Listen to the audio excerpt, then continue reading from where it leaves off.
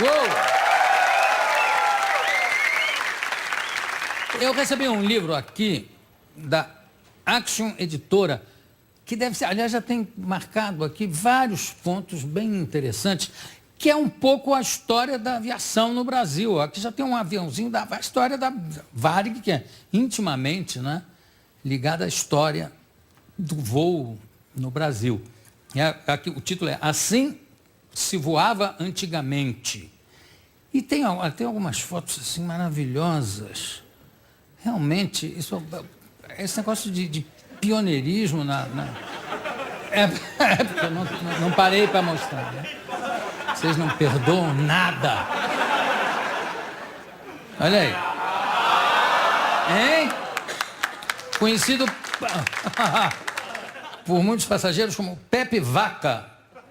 Era um Messerschmitt M20B. Apresentava importante novidade inexistente em outros aviões da Varig dos anos 30. Um toalete. Dava para fazer cocô nas alturas. Obrigado pelo livro. E, já que estávamos falando, de certa forma, de antiguidades, vamos falar de antiguidades mais antigas. Ele é arqueólogo e vai falar sobre curiosidades dos tempos de Cristo. Rodrigo Pereira da Silva, venha para cá.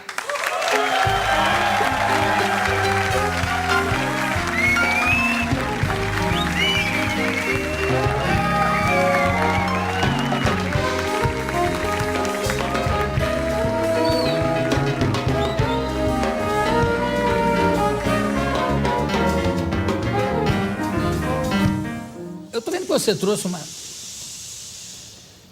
Que bonito isso. Eu estou vendo que você trouxe uma série de antiguidades, antigas inclusive. Sim. Fala um pouquinho, deixa eu mostrar o seu livro antes daqui, Escavando a Verdade, Arqueologia e as Incríveis Histórias da Bíblia, pela editora... Casa Publicadora Brasileira. Fala de novo? Casa Publicadora Brasileira. Mas que voz impressionante. Isso é uma voz... Hein? Se tiver um emprego aqui... Nossa, claro. Isso é uma voz dos tempos de Cristo ainda. Deus, você dava um bom Deus para falar. Não dava não?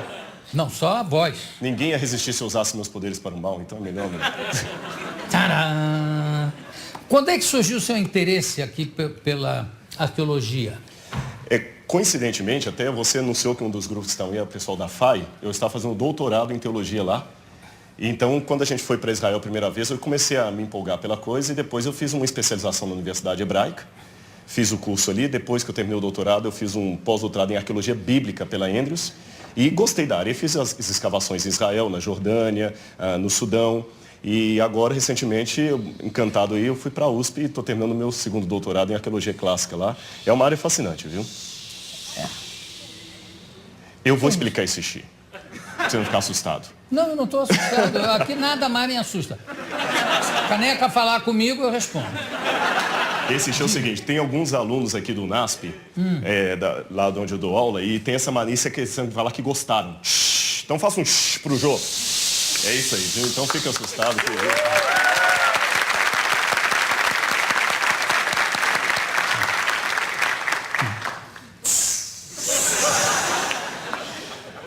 Não, tá explicado, bonito. Isso aí. Mas é legal isso. Tem uma profundidade nisso aí. Parece um aplauso, não sabe? Que em Fortaleza o pessoal aplaude assim no meio do espetáculo. Quer ver? Façam isso aí, olha aí. Não é bonitinho? Para não atrapalhar o espetáculo. Aplaudem no meio do espetáculo. Mas, então, escavando a verdade. Mas você trouxe uma série de objetos aqui que datam dessa época? Alguns até, sim, a maioria é do tempo de Cristo. São os 2 ou 3 que são mais antigos. Apenas esclarecendo, Jô, essas peças, porque quem está assistindo, não é uma questão de colocar uma picareta, ir até Tel Aviv e fazer buraco e trazer. Essas peças fazem parte do Museu de Arqueologia do NASP, tem autorização do governo de Israel para estar no Brasil, não é nada clandestino, e com exceção de uma, todas as outras são originais. Só uma que é cópia, que é réplica. Alex, faz um favor, vem aqui atrás e vai passando para mim, para eu ir falando. Cuidado para não quebrar esse troço. Tudo bem. Hein? Aqui, por exemplo, essa está até com isso é o numeral que a gente tem lá exatamente, do museu. Eu pensei que era preço. Isso aqui de que época é? Isso aqui é do tempo de Cristo e faz parte com esse aqui. Por quê? Vou colocar junto com a sua canequinha. Não, pode aqui, botar. Posso botar aqui? Seguro. Tá. Pronto. Isso aqui é caneca para servir vinho. Então, quando o pessoal falou da Santa Ceia de Cristo, você colocava o vinho aqui e bebia aqui. O curioso é que as pessoas bebiam no mesmo copo. Era uma questão de confraternização. E comiam também no mesmo prato. Não tinha um para cada um? Não tinha um para cada um.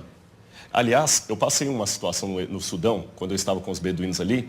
Eu fiquei 15 dias com eles no deserto de Baiuda, que faz parte do Saara. E na hora de comer, ele trazia a comida e só um prato sentava no chão. E todo mundo comia com a mão.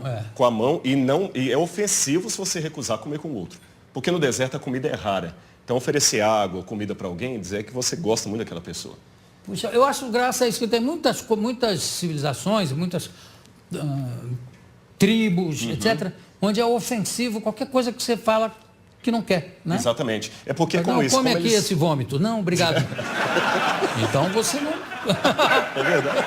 Você realmente é contra a nossa cultura. Exatamente. Você não está comendo um vômito tão bem lambido? Já sei, tá achando velho. Vou fazer um para você agora. Eu fiquei até preocupado com o que tem aqui dentro, viu, depois dessa. Não, fica tranquilo. Agora é engraçado porque como é que se chama isso aqui? Isso é como se fosse uma ânfora, uma né? ânfora, uma ânfora, né? Para colocar vinho. O cara quando pega já pensa que está bêbado, porque ela, olha só, ela não para quieta, fica... Interessante, quase todas têm essa base, sabe por quê? Eles fixavam no chão para manter conservada a bebida. Não tinha na época claro. Geladeira e tudo mais. Aí servia aqui. Servia aqui e todo mundo, o anfitrião primeiro bebia e todo mundo bebia junto. Exatamente. Quer dizer, os anfitriões tomavam a baba do primeiro. A baba do primeiro. Agora, o cara queria sempre ser o primeiro. Opa, primeiro eu. Uma curiosidade que ainda tem até hoje. Quando a pessoa roubava, fazia alguma coisa, que eles cortavam a mão, porque tem uma coisa. Se alguém estiver no Oriente Médio, jamais estenda a mão esquerda para um muçulmano, por exemplo. Porque a mão esquerda é para limpar o corpo. A direita é para tocar na comida. Então, se alguém roubasse, fizesse qualquer coisa assim, eles cortavam uma das mãos, porque ele seria obrigado a tocar na comida com a mesma mão que limpava o corpo. Se tornava nojento comer com ele. Ele ficava excluído. Então, essa questão de cortar as mãos tinha essa exclusão. Enquanto estava todo mundo comendo junto, exclusão lá. Da mão, né? Sim, já duas... Matéria de exclusão. Exatamente. Se roubasse muito, eram as duas mãos. As duas mãos. Se estuprasse?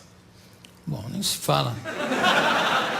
Agora, imagina essa lei... Hoje aqui, no Brasil. Né? Imagina essa lei aqui dentro. Que ia ter de maneta circulando. Enfim. Bom, aqui o que mais? Vai passando para mim, Alex. Bom, aqui nós regressamos bastante. Já que você perguntou o tempo de... Essa é a réplica que eu trouxe, é a única cópia, o resto é original. Que coisa interessante. Uma carta de 4.000 anos. Isso é o período que a gente chama período do bronze, em arqueologia, data anterior ao ano 1200 a.C. Essa é uma cópia, não original, de como seria uma carta nos tempos de Abraão. E esse é um envelope. Eles colocavam e estavam juntos. Agora, já que eu mostrei isso, é interessante que esse aqui é original. Esse é original, é um recibo da mesma época. A venda recibo? Recibo. Para bater imposto de renda. Sério. Esse é de Ur, dos caldeus, época de Abraão. Eles doavam para o templo vaca ou algum animal para sacrifício. Então o sacerdote, o patese, fazia o recibo e ele guardava para bater em imposto de renda que já existia em Ur dos caldeus por volta de 2.000 anos antes de Cristo. Isso aqui, o que? Isso aqui esse aí é sumeriano. Em sumeriano, mas não é, isso aqui não é um recibo de imposto de renda. Não, isso é uma carta comercial. Se esse fosse um recibo de imposto de renda, isso aqui só negava. Só negava. Um é recibo, outro é uma carta. E fora o envelope. E aqui é... O envelope. Então colocava e lacrava com um selo. E a pessoa que recebia tinha certeza que ninguém leu antes dele porque estava lacrado. Você só abriu uma vez. Aqui, Alex, pega mais umzinho, obrigado. Essa é uma lâmpada... Olha o recibo. Esse é um recibo, também em sumeriano. E esse é autêntico? Esse é autêntico, esse é original. Você achou numa escavação? Ou não, esse foi doado pelo professor Paulo Borck, que nós até demos o nome do museu para ele, da coleção dele. Na verdade, do que a gente escava, não dá para trazer. E são peças que já foram escavadas e o governo doa, ou no caso desse aí foi uma coleção particular. Aqui o que é? Essa é uma lâmpada dos tempos de Cristo. Colocava o azeite nesse buraco maior, aqui, azeite de oliva. E aqui o que é? Um pavio? Aí era o pavio, acendia e iluminava a casa. Então, quando Cristo fala na Bíblia, vós sois a luz do mundo, ele estava se referindo a isso aí. Quando compara a Bíblia, lâmpada para os meus pés e a tua palavra, numa época de plena escuridão, não havia energia elétrica, isso aí que salvava a situação das pessoas. Me explica, tinha um lâmpada, isso aqui chamava lâmpada. Lâmpada. Tinha maiores do que essa? Tinha algumas maiores. As lâmpadas, inclusive, mudam de época para época. As lâmpadas nos ajudam em datação, na seriação. A lâmpada do tempo de Cristo é diferente da lâmpada do período grego de Alexandre o Grande. Que já era mais... Alexandre está antes, 300 anos. Mas já era maior? Não. Até as maiores, por incrível que pareça, eram do período da Idade do Bronze. Eu não trouxe nenhuma aqui, mas elas eram desse tamanho. Agora, havia aquelas tochas também, maiores, mas lâmpadas mesmo, no máximo desse tamanho assim, não mais do que isso. O que se usava nas tochas? Nas tochas também, às vezes usava, depende do local. Em muitos lugares usavam azeite de oliva. Porque, por incrível que pareça, ele mantém a chama. Nos lugares como o Iraque, por exemplo, eles já usavam betume, e material de petróleo que era inflamável e já era usado desde a época da Babilônia Antiga para, por exemplo, fazer argamassa para tijolo ou para também manter as lâmpadas funcionando. Um negócio E as tochas, eu fico muito impressionado. Quanto tempo uma tocha continuava acesa? Geralmente não era muito tempo, não, porque a tocha era mais para iluminar um caminho rápido, né? Isso era mais para uma casa e havia uma coisa interessante. Não havia muito a vida noturna que nós temos hoje. As pessoas dormiam cedo. Quem estava de noite ou eram ladrões ou eram soldados. Dificilmente você tinha um cidadão comum de noite. Ou se fosse uma festa, um part-time, isso acontecia no palácio, não havia, as tabernas eram poucas, não havia muita proibição disso. Tinha horário de verão na época, não? Não, o horário de verão foi inventado por Abraham Lincoln, né? Não, desculpa, Benjamin Franklin. Benjamin Franklin. Você falou o negócio do horário noturno, o que obrigava um pouco as pessoas a serem mais diurnas é exatamente o negócio da iluminação. Exatamente, né? Era muito perigoso. No Saara eu senti isso. E também não apagou a luz, Escurece, não tem nada a fazer. Você não vê nada, porque aqui por mais que apague a luz, teve um blackout no bairro, mas as outras casas são iluminadas. Você vê um pouco e tudo. Ali não, só se houvesse uma lua cheia. Fora isso, não se via nada. E o céu 5 vezes mais estrelado foi a oportunidade que eu vi lá no Saara. Quer dizer, quem tivesse um horário destrambelhado, como eu, que dorme tarde e acorda tarde, ia ter que ficar lendo a luz de candeeiro. De lâmpada. De lâmpada. Vamos lá, aliás, também aproveitando você aqui, já pulando de época, na Idade Média usavam muitos arqueiros famosos, arqueiros ingleses que usavam o arco longo, né? Com isso ganharam todas as grandes batalhas, mesmo sendo inferiorizados em número. Tinha um negócio das setas incendiárias.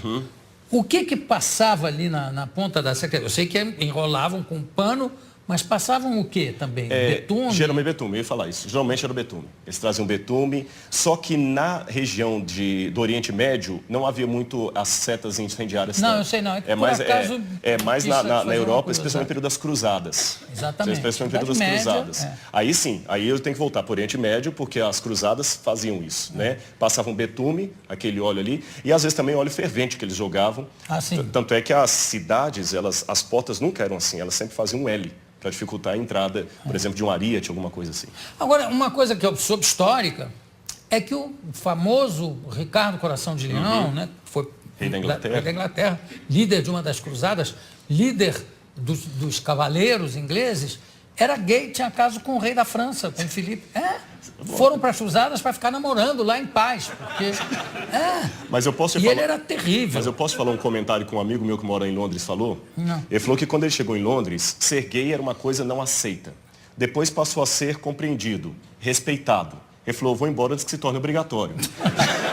Parece assim, eu respeito os homossexuais, é claro, mas parece que hoje todo mundo que é inteligente tem que ser gay, né? Então, tem alguns então, autores... Eu tô fora de época, então. Vai ver que eu sou burro. Deixa eu te falar. Não, eu fiquei impressionado com o negócio do Ricardo Coração de Leão. Não é pelo negócio dele ser gay, é de ir para fazer as cruzadas para poder namorar em paz com o rei Filipe. Brigaram, o Filipe voltou e ele ficou... E havia uma crueldade na época que ele chegou a incendiar uma mesquita cheia de gente para matar, queimou uma multidão dentro de uma mesquita e para ele tudo bem, aquilo não contava porque eles eram infiéis. Infiéis, na verdade, não, infiéis não. Os infiéis, os muçulmanos que atribuem o título de infiéis aos cristãos. Exato.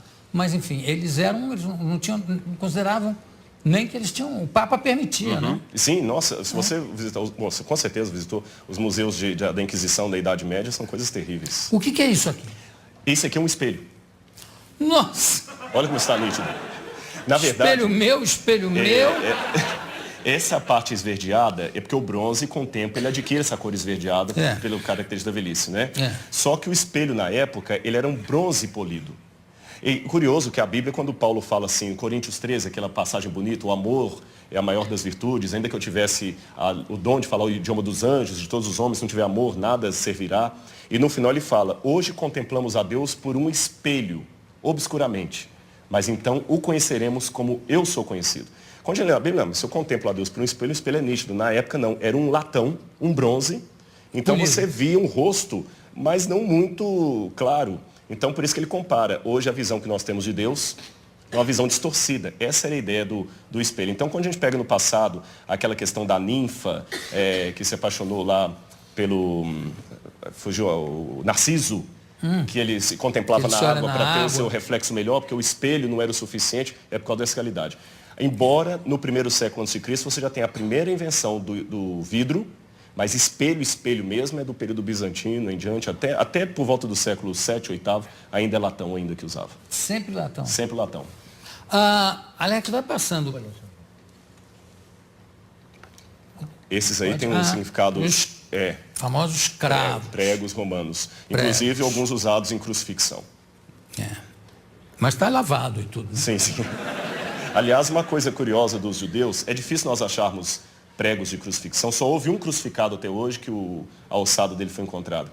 O judeu guardava o sábado e na Mishnah dizia que apenas 3 coisas o judeu podia carregar no bolso de sábado, nem dinheiro poderia. A Mishnah é uma tradição judaica posterior à destruição do templo no ano 70. Então as 3 coisas que ele podia carregar por superstição. Um ovo de gafanhoto, óvulozinho de gafanhoto. Ovo de gafanhoto. Um ovinho de gafanhoto ou um dente, segundo uma versão da Mishnah, de raposa, ou então, segundo o outro, de burro. E a terceira coisa que ele poderia carregar no bolso seria um prego que crucificou alguém. Agora, a crucificação ou crucifixão era utilizada só para castigos políticos, né? Tinha que envolver política. Não, nem sempre. Também ladrões. Ladrões eram condenados à morte por crucifixão. Tudo bem, mas ladrões que agiam contra os romanos. Tinha sempre um envolvimento político no sentido de que eram ladrões que agiam contra o Império Romano. Na verdade, a crucifixão foi aperfeiçoada pelos romanos, mas não inventada por eles. Né? Os cartagineses já usavam. Antes deles, no Império Assírio, você tem um empalamento. Na verdade, no período de Cristo, era mais difícil dizer que cultura não crucificava. Os judeus eram uma exceção. Agora, tinha muito crucificado, né? Sim. Agora, e também o seguinte, pelo que se sabe hoje, parece que só um cravo foi utilizado no caso de Cristo. Exatamente. Só nos pés embaixo. Não, nas mãos não amarravam. O problema é que a cultura popular pensa na palma da mão. Não, e é no pulso. Né? Exatamente. Alguns estudos, o corpo rasgava. Alguns pensam que seria aqui ou no pulso, aqui onde firmava. Então, 2 cravos. E no pé, você poderia ter um cravo atravessando os 2, um de cada. A Bíblia não fala quantos eram os cravos. Essa questão de 3 cravos é mais uma questão teológica posterior da Idade Média, para significar a Trindade. Como tudo sobre a época, né? Tudo firmado ou em Paulo ou na Idade Média. Né? Exatamente. História dos santos. E também o comércio, imenso comércio, que havia sobre as relíquias. Não, isso foi terrível. Frederico o Sábio, que era da Prússia lá, Frederico o Sábio, ele tinha muitas peças, e até tem um autor que chega a ironizar contando uma fala de Lutero, que Lutero, quando estava dando aula, dizia que havia tantos ossos de santos na Europa, que só na Espanha você podia encontrar 15 dos 12 apóstolos. Ô, William, chama a vinheta que nós vamos continuar aqui, que ainda tem muita coisa para mostrar. Alex, desculpa estar te utilizando aqui. Eu estou segurando aqui na mão 2 anéis, né? Na verdade, o segundo não é um anel, é um selo. O de cá é um anel, mas ambos têm a função de selar a carta. Exatamente. Claro. Um é como se fosse um carimbo e o outro você coloca em forma de anel. Aqui já é menos antigo, né? Não, é período do 1º século. Todos 2 são do 1º século, da época de Cristo. E as moedas aqui? Todas são do 1º século também. Essa, na verdade, é a dracma de prata. Foram 30 moedas dessa. Essa está mais bem preparada, né? Essa aqui está mais escurecida. São a dracma de prata. São 30 moedas dessa que Judas ganhou para trair Cristo. 30 dracmas de prata, como a Bíblia coloca. E você tinha outras moedas de bronze. São de valor inferior. O que valorizava a moeda era o material do que ela era feita. Você tinha moeda de prata, ouro, bronze e de ouro. Não é isso? E aqui, bom, não dá para a gente pegar coisa por coisa, mas aqui são uma pá... Na verdade é uma chave. Aqui é um pente, ou não? Uma chave. É uma chave? Uma chave romana. Uma chave romana. O tamanho da fechadura. Então você tem chave. Pá! Isso é uma chave. Aquilo é uma concha romana. E ali é uma ponta de lança. Uma ponta de lança romana. E aí você tem objetos de perfume que geralmente a gente encontra em túmulos. Certo. Agora vamos falar um pouquinho das espadas que estão aqui. Ah, sim. Posso pegar aqui então? Pode, claro. Eu tenho, essa aqui é uma réplica. Sim. Se quiser pegar, um pouco pesada. Claro que se tivesse... Essa é uma réplica. Essa é uma espada como se fosse um centurião romano. Você nota que ela tem o brasão de Júlio César aqui. Não é isso? E então essa espada toda enfeitada era dada para alguém que era um centurião. Ela era pesada. 100 soldados. Exatamente, uma centúria. Ela não era de ficar espadachim, não. Aquilo ali já é do período da França. Não, isso era na base da espada mesmo, da porrada. Exatamente. Essa aqui já é original. Agora, o peso dela era esse? Exatamente. O peso era esse? Réplica, exatamente. É pesado isso aí. Quer dizer, eu sei que precisa... Bom, eu já peguei espadas aí do período medieval, aquelas espadas longas, que também para segurar precisa de 3 braços. Sim.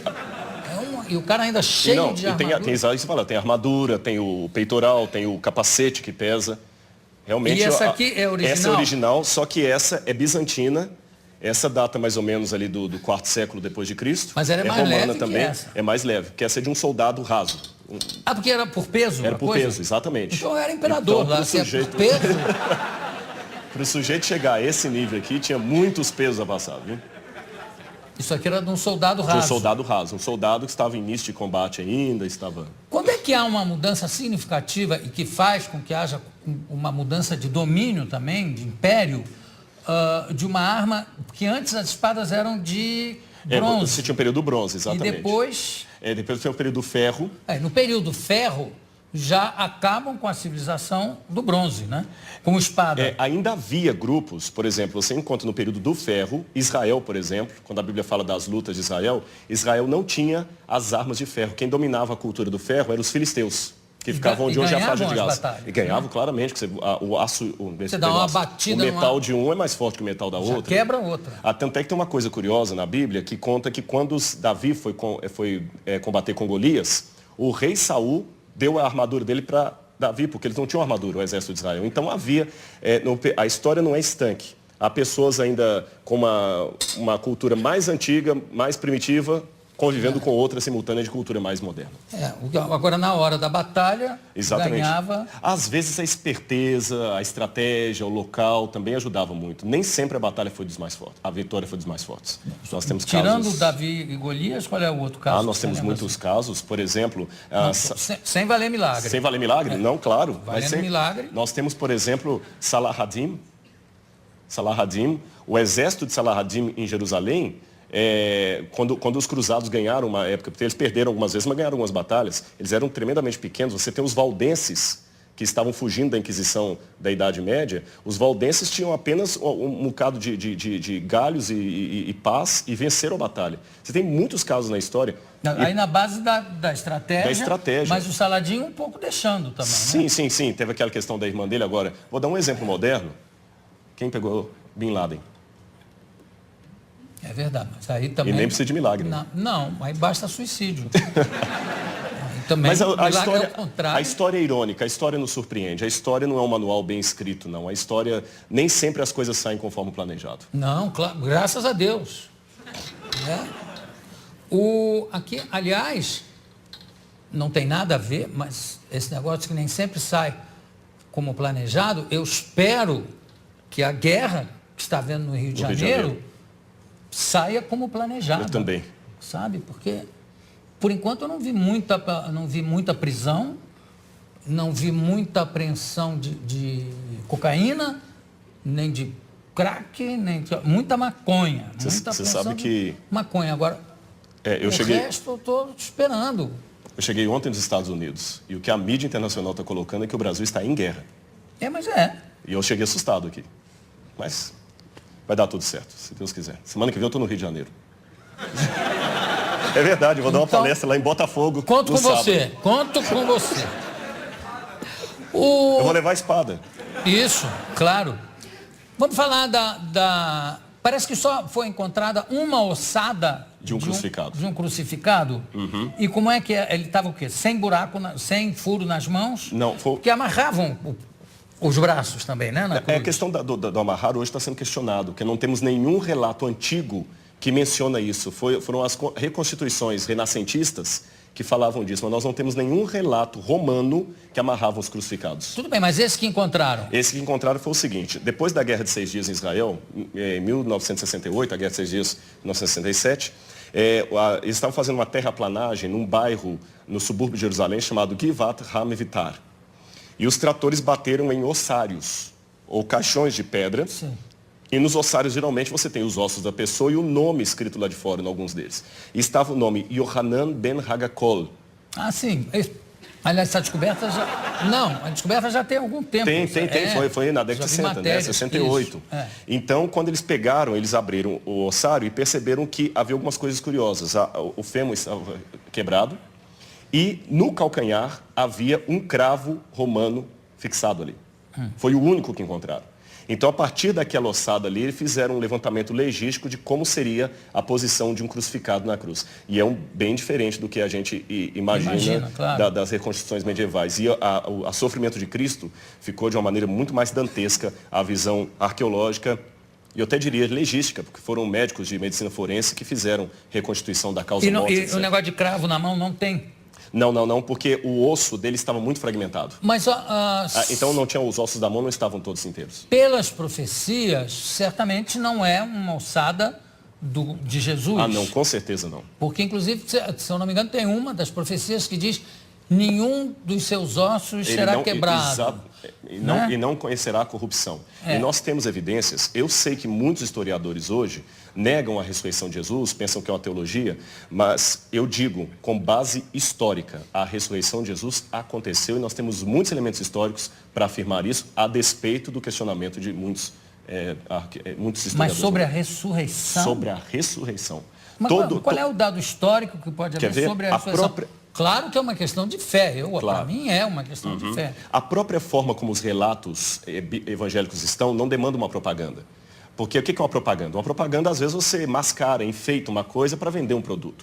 Aqueles discípulos estavam, em primeiro lugar, sofrendo perseguição e abuso por causa daquilo. A ressurreição era uma única doutrina da antiguidade que ninguém aceitava. Eles aceitavam a história de Platão, que a sua alma ia para o Éon, podia aceitar a história de Pitágoras, que você transmigrava a alma de um corpo para o outro, ou então ficar com os epicureus, que morreu, acabou. Mas ressurreição... A reencarnação exatamente, a transmigração de almas está ali perto. Exatamente, alguns judeus aceitavam a reencarnação.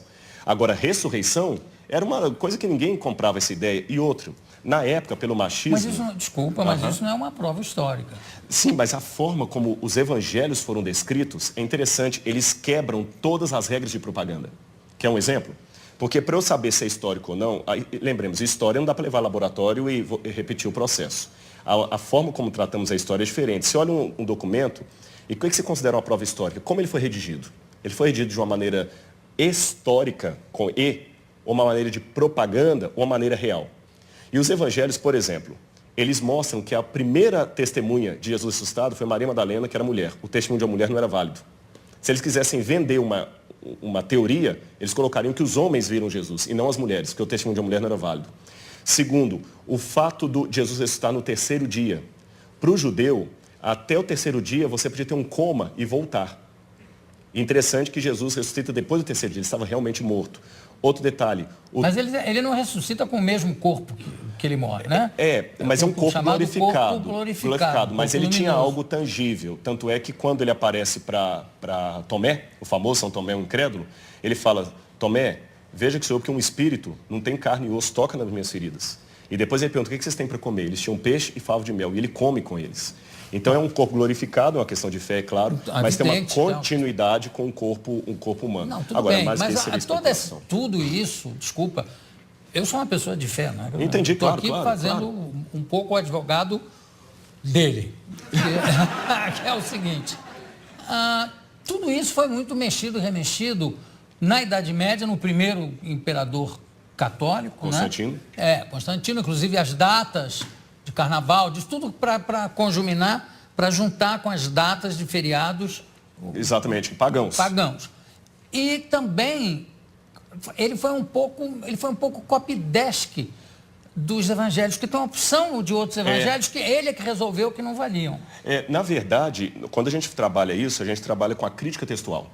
A crítica textual se vale de documentação anterior a Constantino. Então, nós temos fragmentos do Evangelho de João, por exemplo, John's Highlands, que data do ano 150, 170 antes de Constantino. Outro detalhe, Constantino era analfabeto.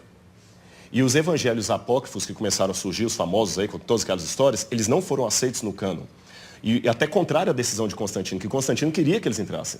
Esse é um detalhe curioso da história, não foi ele que selecionou 4. Constantino não tinha cultura teológica, ele, o homem era analfabeto. Constantino permaneceu pagão até o final, ele pretendeu ter se convertido. Ele era um político fantástico. E um último detalhe, nós temos uma informação que me chama a atenção. Flávio Josefo, um historiador judeu do primeiro século, que não era cristão, ele escreveu, Jesus Cristo, houve um homem, no grego está ginestai, um homem chamado Jesus, que foi crucificado, morto por Pôncio Pilatos, e segundo os seus discípulos, ressuscitou no terceiro dia e apareceu a muitos. Flávio Josefo nunca se converteu ao cristianismo, era um historiador judeu, e ele dá esse depoimento que a ressurreição era algo testemunhado. Esse texto é tão importante que alguns críticos falam, não, foi copista cristão que interpolou, que copiou. Porém, todas as cópias de Josefo que nós temos, inclusive uma cópia, uma tradução para o árabe, feita por muçulmanos, contém esse trecho. Então, do ponto de vista da crítica textual, é um texto autêntico, original de Josefo, também testemunhando a ressurreição. Claro, eu não duvido a autenticidade dos textos. Eu duvido, em alguns casos, do testemunho em si. Quer dizer, não, eu vi, eu tive. É um testemunho, está lá escrito que ele viu e que ele teve, mas claro. Que ele esteve mais. Agora, tem uma coisa que é bom, eu gostei de você ter falado uma coisa. Na Idade Média, se acrescentaram muitas lendas. Esse é que é o problema. E o pessoal confunde as lendas que está na Bíblia. E só um detalhe com relação ao testemunho. Quando a pessoa dá um testemunho vendido, ela vai ganhar alguma coisa. O que os apóstolos ganharam com aquele testemunho? Pedro morreu crucificado de cabeça para baixo. Paulo degolado. Então, quanto tempo demorou a mentira? Essa que é a questão. Eles não ganharam nada, só ganharam perseguição. Então, das duas, uma. Ou aquele pessoa era muito doido, ou ficaram tão extasiados com aquilo que preferiram morrer a negar o depoimento que eles estavam. Se fosse uma mentira, eles tinham pulado fora. Ninguém ia ficar com Cristo até o final. O único que traiu foi Judas. Os outros ficaram, e até hoje a história está aí, e nem a modernidade conseguiu matar essa brilhante história da ressurreição de Jesus. Bom, claro, porque eu acho que aí, de novo, eu acho que é uma questão de fé.